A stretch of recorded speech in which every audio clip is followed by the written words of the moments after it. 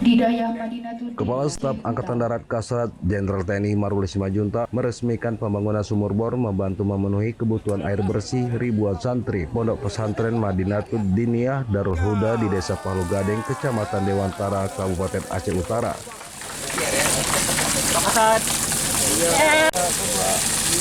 Selain meresmikan sumur bor, Kasat menyerahkan bantuan sebanyak 50 Al-Quran dan 100 karung beras secara simbolis yang diterima langsung oleh pimpinan Daya. Jenderal Maruli juga menyerahkan tali asi sebanyak 100 paket sembako kepada sejumlah kaum duafa, anak yatim dan yatim piatu.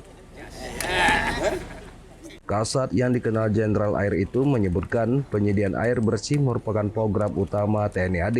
Bahkan sebanyak 3.300 titik di seluruh Indonesia telah dibangun air bersih, merupakan karya dan inovasi para komandan bersama prajurit jajarannya dalam membantu masyarakat di pedalaman yang mengalami kesulitan air bersih. Selain menunggal air bersih membantu kebutuhan masyarakat, sawah tada hujan dan ketahanan pangan nasional merupakan program prioritas Presiden Prabowo juga menjadi sasaran TNI Angkatan Darat.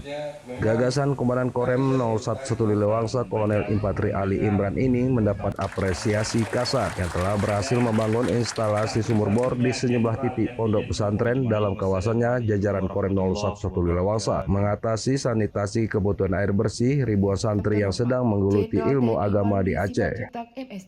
Sementara itu, pimpinan Daya Palu Gading, Tengku Haji Junuwanis bin Mustafa Putih menyampaikan terima kasih kepada Kasat Jenderal TNI Maruli Simanjuntak yang berkenan hadir sekaligus meresmikan sumur bor. Bantuan Komandan Korem 011 Lilewangsa untuk memenuhi kebutuhan air bersih di Daya yang kini sudah tercukupi dan layak dikonsumsi. Tengku Junawis mengaku sebelum dibangun sumur bor, pesantren menggunakan air tidak layak. Namun tidak ada pilihan lain, para santri yang berjumlah 2.000 orang itu terpaksa antri dan bergantian. Meskipun air tidak layak untuk digunakan karena berwarna kuning. Mohon kepada Bapak Kasat untuk tetap tinggal di tempat. Resmikan air yang kalau dihitung selama menjabatnya Danrem di sekitar sini yang ke-21. Siap. Dan ini saya mencoba nanti akan berdiskusi supaya lebih lagi kalau perlu mempercepat, karena kebutuhan air itu kan kebutuhan harian jadi kami akan coba percepat lagi, demikian juga di daerah-daerah lain.